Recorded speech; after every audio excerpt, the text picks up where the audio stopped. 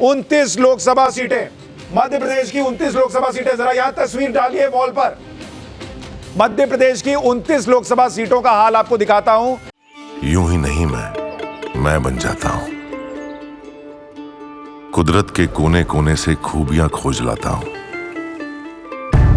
गुणवत्ता की गहराइयों का गोताखोर हूं मैं।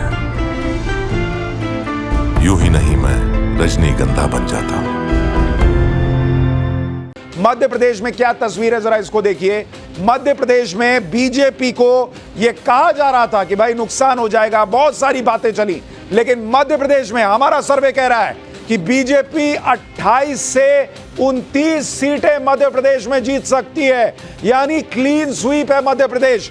कांग्रेस को 0 से 1 सीटें और अन्य का कोई वहां नामो निशान नहीं है। यानी मध्य प्रदेश में जैसे विधानसभा चुनाव में सूपड़ा साफ हो गया था विपक्ष का, हमारा सर्वे कह रहा है एनडीए को 60%, 60% से ज्यादा वोट आ सकता है मध्य प्रदेश में, और इंडी अलायंस को 33%, यानी कोई नहीं है मध्य प्रदेश में। वहां मध्य प्रदेश में बीजेपी को मैसिव जीत मिल रही है, 29 में से 28 से 29 सीटें, यानी सारी सीटें भी आ जाएं तो कोई आश्चर्य नहीं होना चाहिए। यह तस्वीर दिख रही है, यह देखिए, हमारा सर्वे कह रहा है कि बीजेपी 29 की 29 सीटें मध्य प्रदेश में जीत सकती है, और यह अपने आप में बड़ी खबर है। हमारे साथ ईटीजी के रिसर्च हेड पीयूष मौजूद हैं।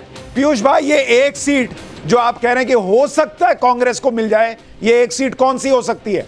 क्या है? पहले तो सुशांत जी मैं ये कहूं कि वहां से दिग्विजय सिंह जी भी लड़ रहे हैं और वो हार रहे हैं, और दूसरा जो सीट है वो नकुल नाथ जी के, कमलनाथ जी के जो पुत्र है उनकी सीट है, वो हमें हारते हुए नजर आए हैं, पर मार्जिन ऑफ एरर में था तो इसीलिए हमने 0 से 1 लिया है, पर वो मैं अगर कहूं और डेटा के हिसाब से वो हार रहे हैं। यानी आप कह रहे हैं कि नकुल नाथ की सीट पर वहां पर टाइट फाइट है, वो लेकिन नकुल नाथ पीछे दिख रहे हैं, फिर भी आपने कहा कि चलो हो सकता है कुछ ऊपर नीचे हो जाए, तो इसलिए आपने कहा कि नकुल नाथ की सीट शायद कांग्रेस को जाए, लेकिन लग आपको यह रहा कि कांग्रेस वो भी हार रही है। वहां पे हमें बीजेपी का क्लीन स्वीप मिला है, क्लीन स्वीप मिला है, लेकिन माहौल तो बड़ा बनाया गया कि वहां पर ऐसी लड़ाई है वैसी लड़ाई है, वहां आपको कुछ नहीं दिखा, क्या चला वहां पर? सुशांत जी, पहली बात है कि हम वहां पे माहौल नहीं पकड़ते, हम बस लोगों का जो ओपिनियन होता है वो लेते हैं, जो जिनको उन्होंने वोट कास्ट किया है हम उनके पास जाते हैं, और वही आपने किसको वोट किया है, आपकी पसंदीदा पार्टी कौन सी है, उसी पे माहौल नहीं पकड़ते हैं। तो इसमें मुझे ये बताइए, मध्य प्रदेश में मुद्दा आपको क्या लगा जिसकी वजह से बीजेपी को इतना वोट पड़ रहा है? देखिए, मध्य प्रदेश में सबसे बड़ा जो वो था कि वो मोदी फैक्टर है, जो सबसे बड़ा है। मोदी फैक्टर जो है वो मध्य प्रदेश में बहुत बड़ा है, और अभी जो हाल फिलहाल जो अपना इलेक्शन हुआ उसमें वेलफेयर स्कीम्स जो थी वो भी एक बहुत बड़ा फैक्टर था।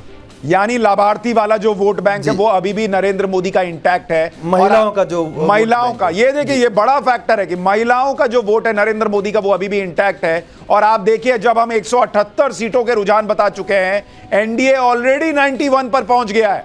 यानी यहां से जो बीजेपी की सीटें हैं, यूपी, बिहार, राजस्थान, दिल्ली, इन जगहों पर क्या हुआ है, जब आपको बताएंगे तो आपको पता चलेगा कि क्या बीजेपी 300 पार और क्या एनडीए 400 पार जा रहा है या नहीं जा रहा है। लेकिन 60% का वोट शेयर, ये मैसिव है। अब जरा उत्तराखंड का हाल बताइए कि उत्तराखंड में क्या तस्वीर रही है। उत्तराखंड में जो है वहां पर तस्वीर दिखाइए, ये तस्वीर देखिए, उत्तराखंड की 5 लोकसभा सीट और 5 की 5 बीजेपी के पास जा रही हैं। ये हमारा सर्वे कह रहा है 5 सीटें उत्तराखंड की, ये 5 बीजेपी के पास, और यही ट्रैक रिकॉर्ड रहा है। यानी उत्तराखंड में कुछ नहीं बदल रहा। बीजेपी का वोट शेयर उत्तराखंड में देखिए 63%, ये वोट शेयर है उत्तराखंड के अंदर बीजेपी का।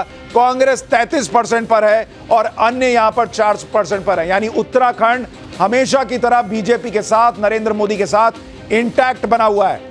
अब जरा देखिए, आपको उत्तराखंड का हाल बताया, साथ में ही हिमाचल का हाल भी बता दीजिए, जहां पर अभी हाल में कांग्रेस की सरकार बनी है। क्या हिमाचल में कांग्रेस सरकार बनने के बाद कुछ कर पा रही है? हिमाचल में 4 लोकसभा सीटें आती हैं। अभी भी हिमाचल में कांग्रेस की सरकार होने के बावजूद बीजेपी 3 से 4 सीटें जीत सकती है। कांग्रेस को हो सकता है 1 सीट आ जाए, यानी अन्य को कोई सीट नहीं। यानी यहां भी क्लीन स्वीप बीजेपी करती हुई दिख रही है। पीयूष, ये 1 सीट कौन सी है जिस पर आप कह रहे हैं कि हो सकता है कांग्रेस जीत जाए? कंगना रनावत के बीच में और विक्रमादित्य जी के बीच में।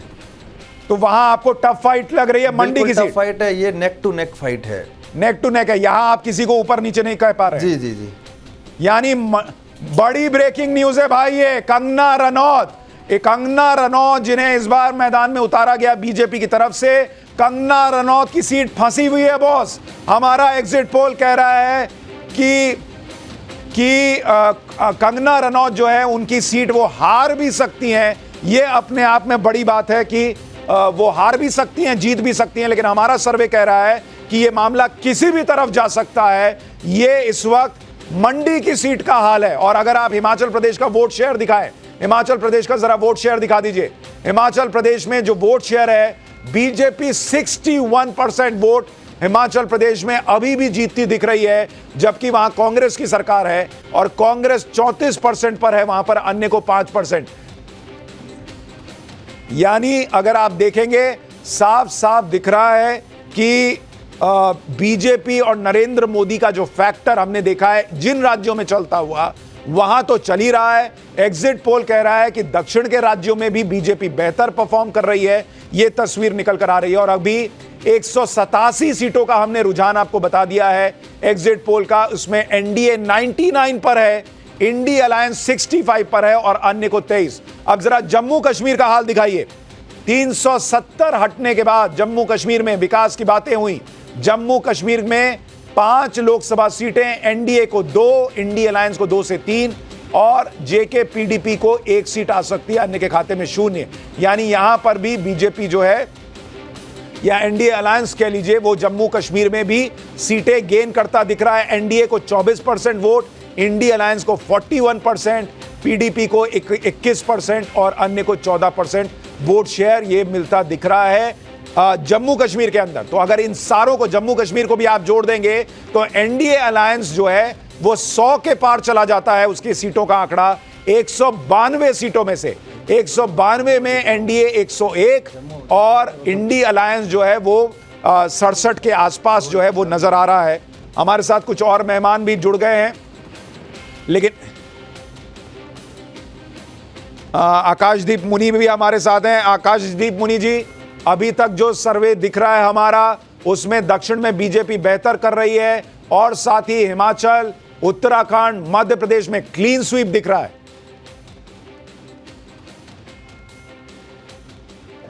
इसमें आप इतना अनुमान नहीं लगा पाएंगे कि ना कि रियल ग्राउंड रियलिटी क्या है, क्योंकि हमने देखा है कि पूरे भारत में, स्पेसिफिकली मैं आज बताना चाहूँगा, 4 स्टेट ऐसे हैं जो पलटी मारेंगे भारतीय जनता पार्टी के अगेंस्ट में।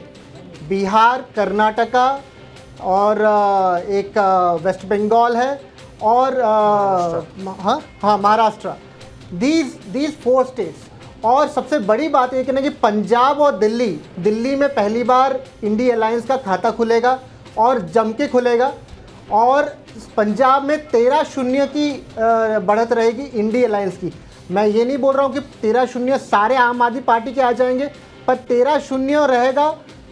एक भी सीट भारतीय जनता पार्टी या अकाली जीत नहीं पाएगी पंजाब में, और मेनली दिल्ली में पहली बार खाता खुल जाएगा। ये सारे अनुमान लगाए जा रहे हैं कि ना कि इंडिया अलायंस, मैं ये नहीं बोल रहा हूँ कि ईजिली सरकार फॉर्म कर रही है, पर वो बढ़त में है। और भारतीय जनता पार्टी अकेले 272 नहीं क्रॉस कर रही है।